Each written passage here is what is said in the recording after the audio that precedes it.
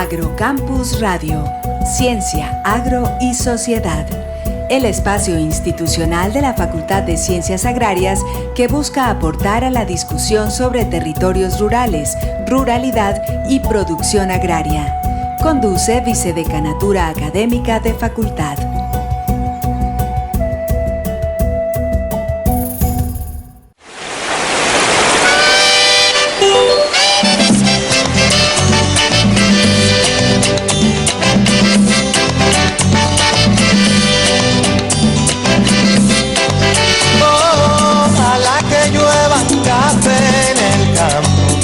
Caiga un aguacero de yuca y té, del cielo una harina de queso blanco y al sur una montaña de vento y miel. Oh, oh, oh, oh, ojalá que llueva café. Buenas noches, les damos la bienvenida al programa Agrocampus Radio, el programa institucional de la Facultad de Ciencias Agrarias de la Universidad Nacional de Colombia, sede Medellín, que busca aportar a la discusión sobre la ruralidad, los territorios rurales y la producción agraria. Esta noche, para continuar conversando con la profesora Sara Eloísa del Castillo Matamoros, coordinadora del Observatorio de Soberanía y Seguridad Alimentaria y Nutricional de la Universidad Nacional, adscrito a la Facultad de Medicina, sobre un tema muy actual, muy importante, como es la soberanía y seguridad alimentaria en tiempos del COVID-19 y después. Decía que muy importante porque no solamente afecta a la población que adquiere alimentos,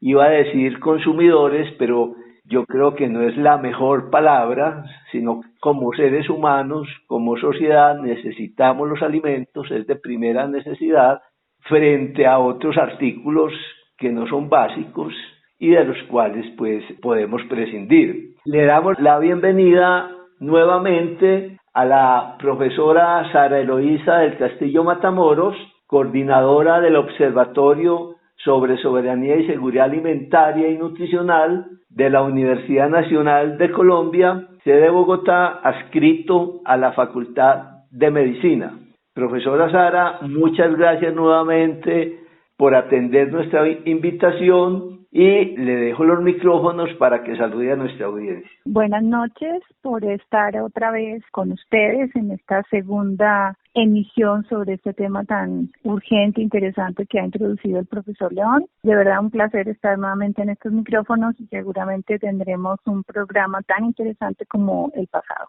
Muchas gracias por la invitación. Muy bien, profesora Sara, muchas gracias y entremos en materia. El programa anterior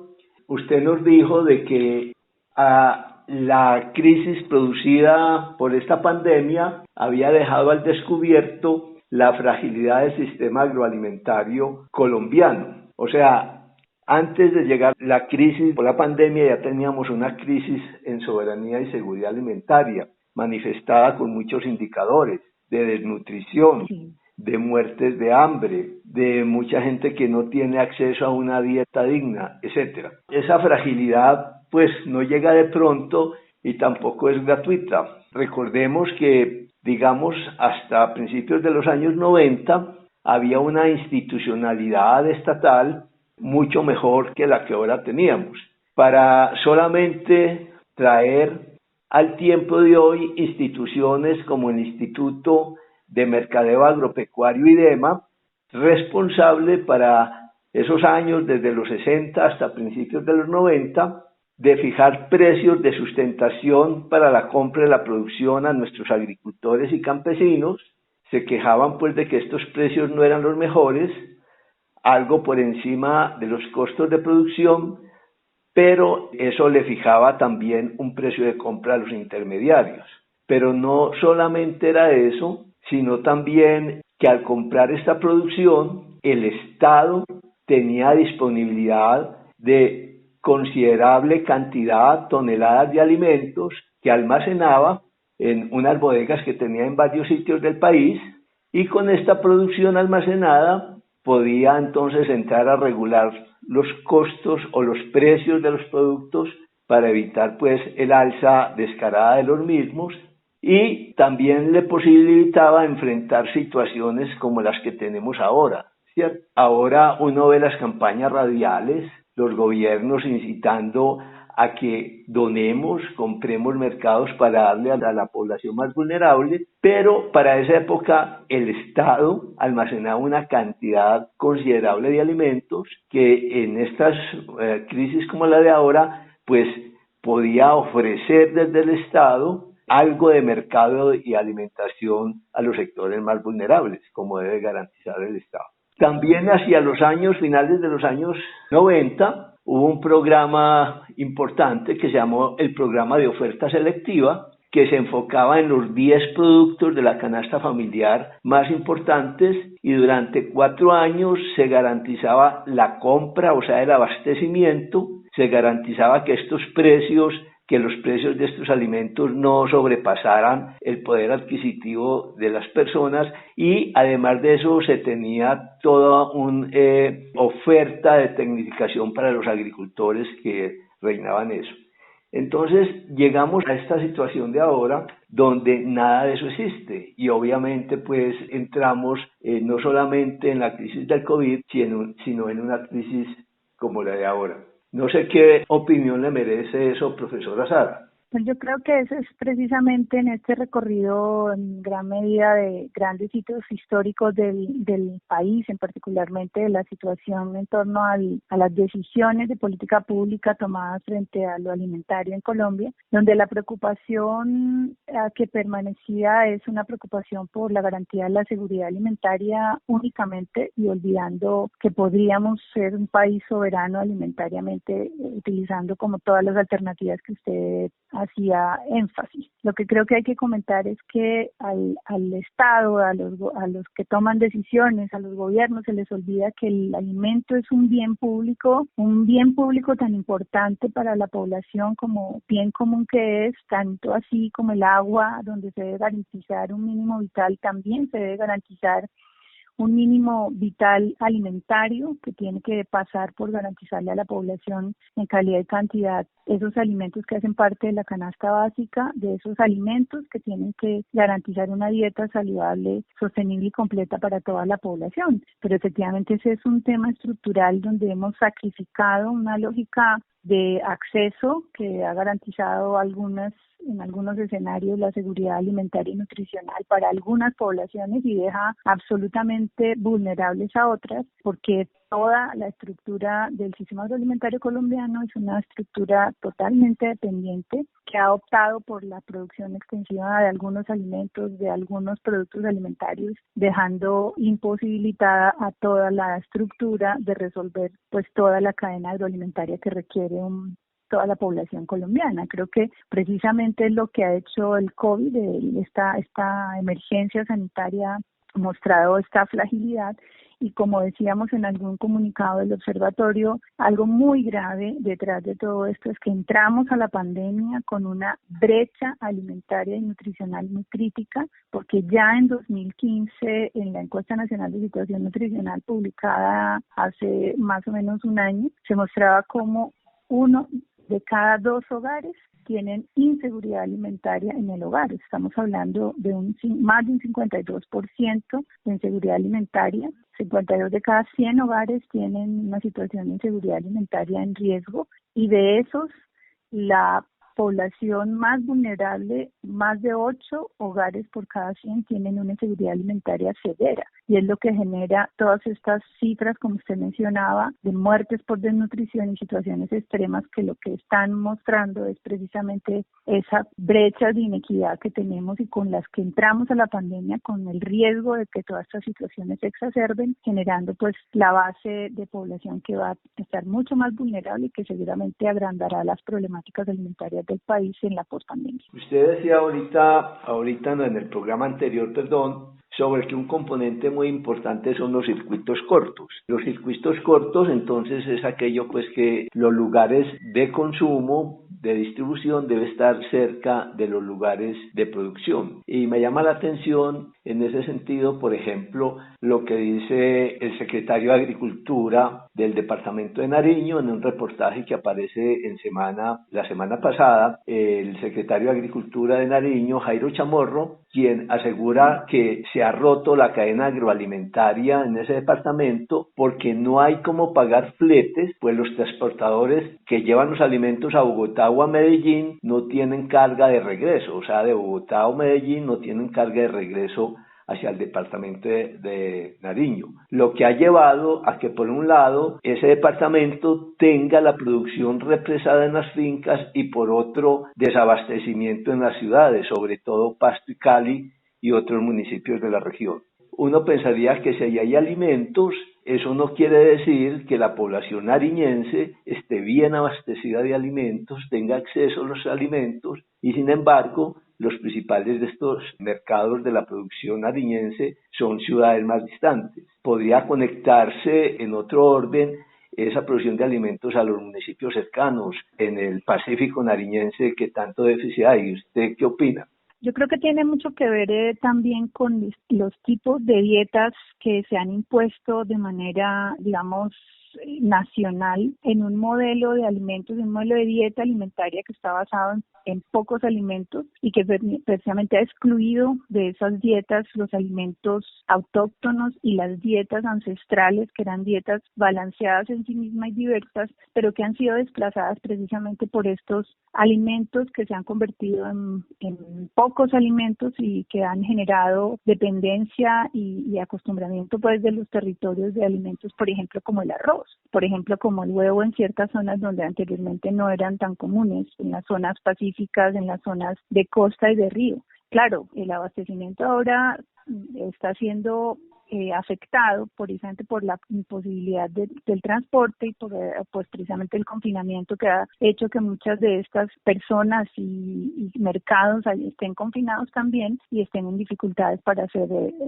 llegar a donde siempre llegaban. Pero creo yo que hay que voltear a mirar precisamente esas producciones de proximidad, no solamente a las ciudades, sino en general de los centros poblados hacia la producción más de territorios más cercanos de los circuitos cortos. Si las dietas no se hubiesen desplazado y no se hubieran vuelto tan monótonas y tan basadas en pocos alimentos, seguramente otras alternativas tendríamos en términos de la variabilidad alimentaria y de la diversidad y la biodiversidad alimentaria que Colombia puede tener. Yo creo que lo que está mostrando es que esa dieta macro, esa dieta homogénea, está también fragmentándose porque está diciendo no podemos mantenerla de esa manera y tenemos que generar estas alternativas hacia alimentos, dietas y alternativas sostenibles en los territorios. Por supuesto que vamos a afectarnos en la primera fase, pero toda la apuesta de autosostenibilidad alimentaria tiene que entrar a generar alternativas que coexistan con las decisiones de un sistema agroalimentario más macro y de una apuesta macroeconómica que la ciudad, el país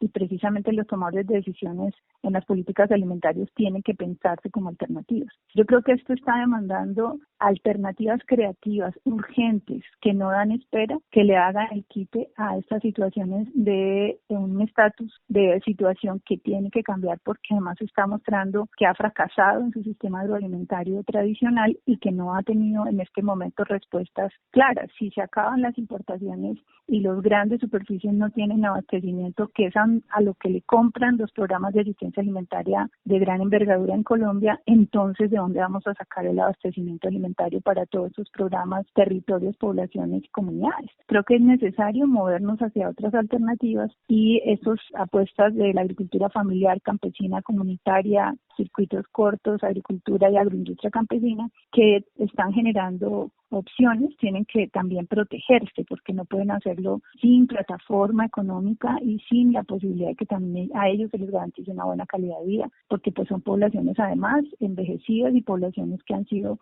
golpeadas de manera sistemática por la estructura tradicional de la producción de alimentos.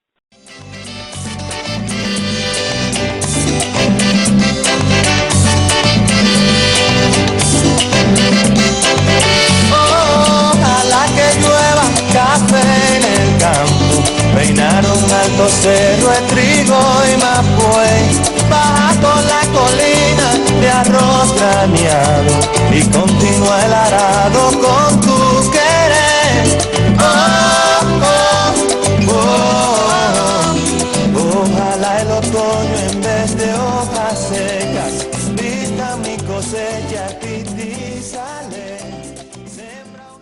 Profesora Sara, en el anterior programa usted nos había dicho de que nos espera lo peor. ¿A qué hacía referencia? Porque en este momento, frente a lo que llamamos la atención de la emergencia sanitaria y la pandemia como tal, pues precisamente estamos moviendo todos esos stocks de alimentos, todos estos procesos solidarios, toda esta atención de emergencia humanitaria que siempre tiene unas reservas en el primer momento, en el inmediato. Pero cuando todo esto empieza a disminuir, cuando todas las alternativas, las acciones de la atención de emergencia empiecen a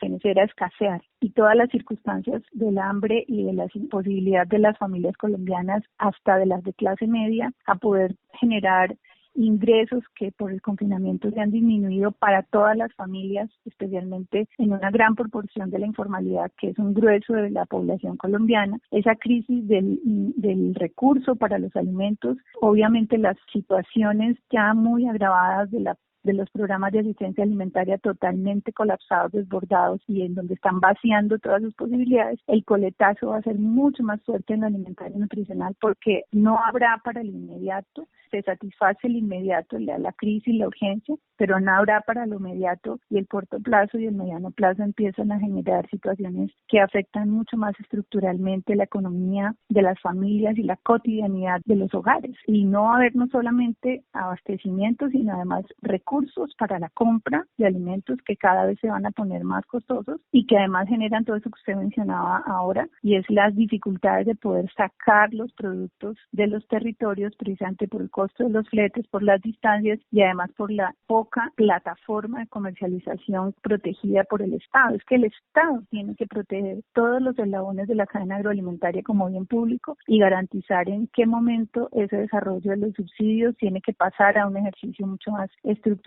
de las transferencias no condicionadas de recursos para que la población tenga condiciones de acceso a los alimentos y de compra de alimentos autónomos. Los programas de asistencia alimentaria no dan abasto y generan inclusive efectos adversos porque hacen que la gente por un bono de 50.000 pesos vaya y haga manifestación en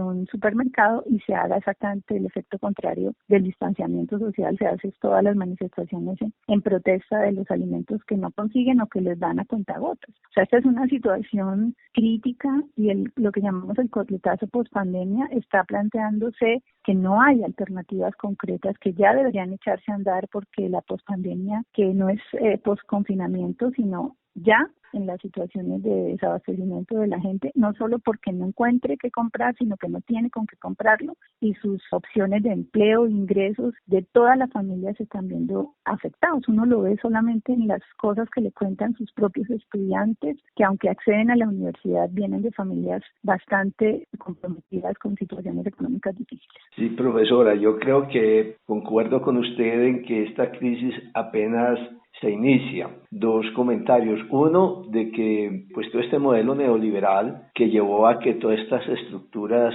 del Estado se desmontaran, como el IDEMA, fija gran parte de su estrategia en el abastecimiento de alimentos importados, que es lo que llaman pues en buena parte seguridad alimentaria, abastecer los centros urbanos de alimentos sin interesar de dónde vienen, ¿cierto? Y ahí hay un problema porque cuando se importan masivamente estos alimentos o dentro del mismo país se acuden a estrategias masificadoras de 1 o 3 productos en grandes superficies, se destruyen los sistemas de producción medianos y pequeños en manos de agricultores, empresariales medianos y de campesinos, y se destruye esa diversidad y obviamente ahora es que se sienten los efectos. Entonces, pero esas importaciones, pues ya vemos que hay varios barcos sin poder entrar a Colombia por la pandemia que traían gran cantidad de alimentos. Entonces ya no importa siquiera si tenemos dinero o divisas para comprarlo, sino que sencillamente no se puede. Y el segundo comentario es que pues apenas empieza porque digamos, no sé si usted concuerda conmigo, que el abastecimiento de alimentos que ahora tenemos era de unas siembras y unas cosechas que empezaron mucho antes de la pandemia y respondían a unas expectativas de mercado. Ahora, se empiezan unas segundas siembras, ahora es época de siembra que están empezando las lluvias, al menos en la zona centro del país, con incertidumbres del mercado. Gran parte de la producción de alimentos es demandada por los restaurantes, ¿cierto? En todo el país, los hoteles, etcétera, y esa demanda ha caído drásticamente. El reporte de semana que le comentaba hace un momento tiene varios casos, por ejemplo, en la producción de panela, que ya venía en crisis por los bajos precios, en el norte de Santander, que casi pues están a pérdida total porque gran parte la demandaban los restaurantes, también los cultivadores de lechuga crespa de Musticuá, de este mismo departamento, norte de Santander, porque ese producto todo era también enviado a Bucaramanga, que lo compraban los restaurantes. Y así hay muchos ejemplos en todo el país que era demandada por restaurantes, hoteles, que ahora no tienen esa demanda. Entonces, no sabemos en el corto y mediano plazo estos productores que sembraban si van a producir ante la baja de la demanda. Bueno, una cosa es que de todas maneras quienes eran los clientes de los grandes restaurantes pues obviamente están en algún lado teniendo que comer. Yo creo que precisamente ha bajado la demanda del sector turístico y los restaurantes, pero ha aumentado y eso hay que documentarlo. Ojalá quienes deben hacerlo, pues nosotros lo hacemos de manera rutinaria y artesanal, pero quienes deben hacerlo de manera estructural pues lo hagan, pero la demanda alimentaria y los volúmenes y la inversión en alimentos de las familias que estamos confinadas, el 90% de los hogares, las personas comían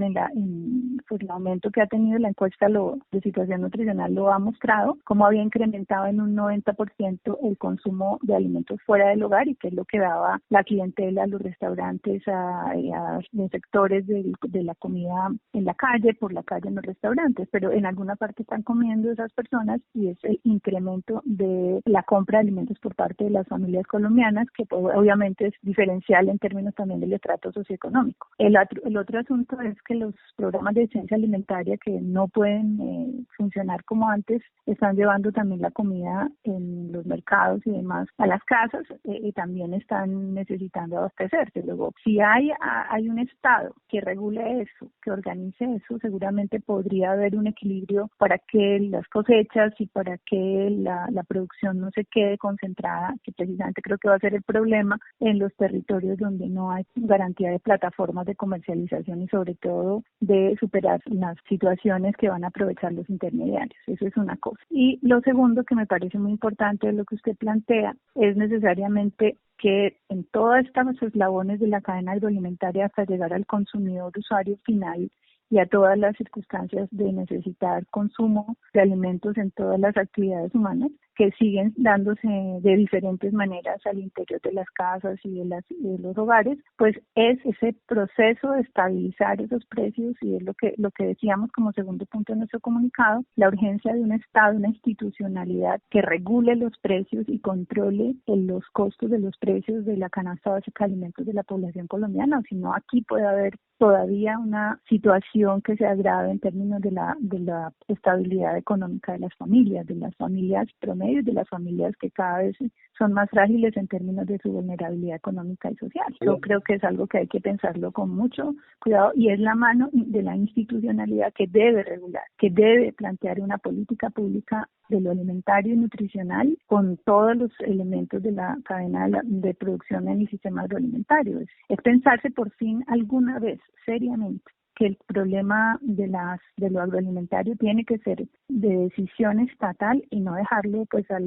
vaivén del mercado, como hace rato, como usted hacía en su recuento histórico, desde los finales de los 90, de esta década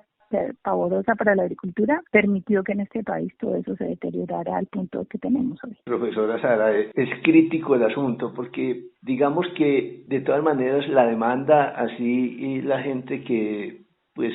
se alimentaba por fuera en el día por fuera del hogar, va a caer no sé qué tanto, pues, pero va a caer. Hay pueblos, por ejemplo, aquí en Antioquia hay un pueblo que se llama La Pintada, un municipio que 100% vive del turismo y es un paso importante de camiones hacia el sur del país, entonces toda su economía es de servicio y en una crónica del noticiero regional allá en ese municipio la gente está aguantando físicamente hambre, porque, claro, hambre. O sea, hay gente que está aguantando que no puede ni comprar lo mínimo, ¿no? Profesora Sara, este es un programa de la Facultad de Ciencias Agrarias y tenemos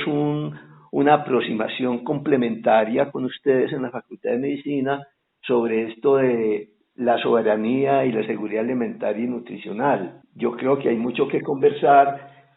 Nosotros hemos abordado en buena medida esto de la soberanía y seguridad alimentaria. No es solamente la producción de alimentos, es gestionar el territorio, porque donde se producen alimentos es la base de la economía. También esa producción de alimentos se hacen con conocimientos locales y ancestrales, especialmente en las regiones de campesinos y de indígenas y de negritudes. O sea, es un conocimiento generado por muchas generaciones, con prácticas sostenibles, con manejo de la biodiversidad y de la agrodiversidad. Entonces, este asunto de la soberanía y seguridad alimentaria y nutricional es una cuestión pues que abarca todas las dimensiones y que es multidisciplinario. Yo quería como decir eso, pues que no es un asunto de suministrar, como se dice vulgarmente, comida y ya, ¿no? Que es la gestión del territorio, tal como ustedes también lo han empezado a trabajar ya hace ratito. Sí, profesor. Bueno, ya para terminar, esto de la crisis de la pandemia, pienso yo,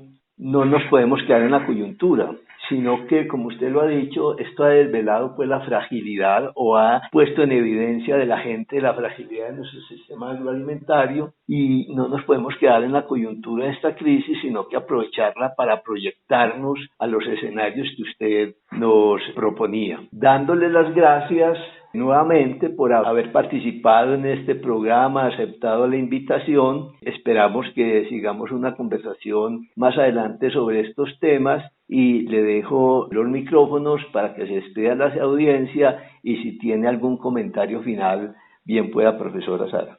Muchas gracias, profesor León. El último comentario, y es algo que ha sido en estos últimos días como una línea, como una misión de trabajo que tenemos desde el observatorio, es que en todas partes se hace un agradecimiento merecido, necesario, indiscutible a todas las profesionales de la salud, de todas las áreas de la salud que están haciéndole frente a la pandemia. Y nosotros decimos en el observatorio, el otro frente que lo está haciendo, defendiendo a la población de las repercusiones de la pandemia, están en la línea de la solución del hambre de la población, y esos son los campesinos,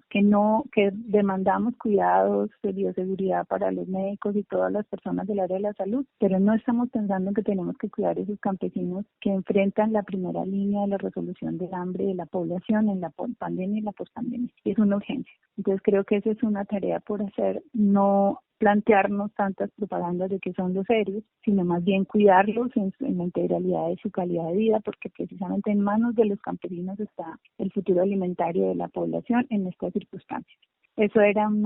comentario final, y agradecerles su invitación, esta conversación y estas reflexiones, y por supuesto estaremos prestos a estar en otros espacios, o en sus clases o en el intercambio académico que nos compete seguir haciendo al respecto de la seguridad y soberanía alimentaria. De batata y fresas, ojalá que llueva café, pa' que en el conuco no se sufra tanto. Ojalá que llueva café en el campo, pa' que en Villa Vázquez oigan este canto. Ojalá que llueva café en el campo, ojalá que llueva, ojalá que llueva, ojalá que llueva café.